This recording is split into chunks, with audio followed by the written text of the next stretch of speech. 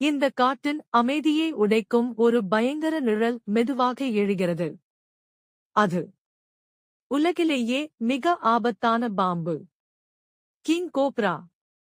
தன் உடலை உயர்த்தி பெரிய ஐ விரித்து எதிரியையே நடுங்க வைக்கும் உயிர்கொல்லி அரசன்.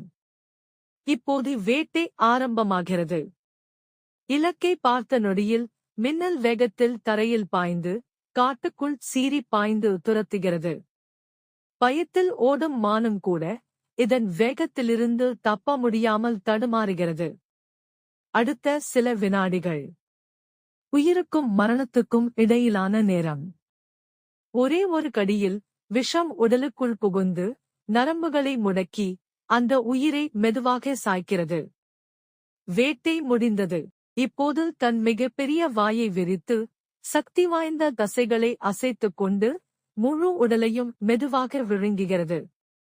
இதுதான் இயற்கையின் கொடூரமான சட்டம். இந்த பாம்பு மனிதனை விட நீளமானது. ஒரே முறையில் வெளியிடும் விஷம் பல மனிதர்களை உயிரிழக்கச் செய்யும் அளவுக்கு சக்தி வாய்ந்தது. அதனால் தான் இதற்கு கிங் கோப்ரா என்ற பெயர்.